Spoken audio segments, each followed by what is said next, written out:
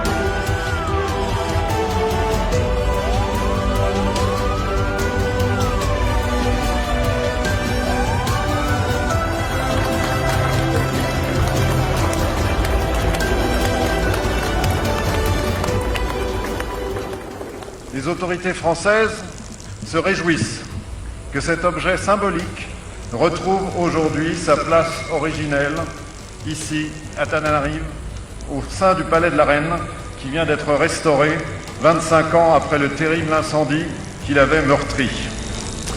Le président de la République, Emmanuel Macron, a répondu favorablement à la demande exprimée en février dernier par son Excellence le président de la République de Madagascar à l'occasion de la visite à Tananarive du ministre de l'Europe et des Affaires étrangères, Jean-Yves Le Drian. Ce dernier, ainsi que la ministre des Armées, ont tout mis en œuvre en quelques mois pour que cette remise ait lieu selon le souhait des autorités malgaches à l'occasion symbolique de la fin de la restauration du Rouvre de Tananarive.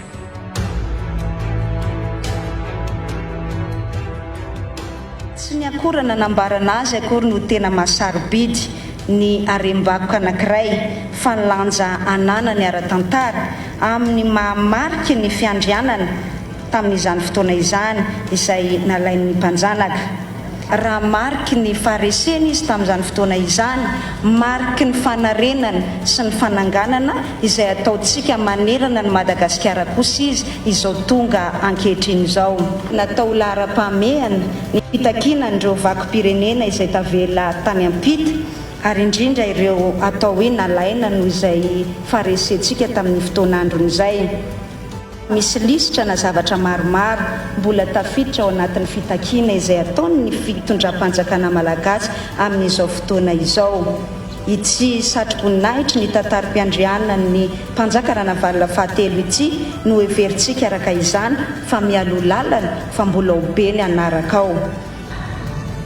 Ravo zahay ary manaraka izany tompoko dia misaotra fa mbola tsy misy ny fitondram-panjakana ny fandimby nanao izao hetsika goavana izao.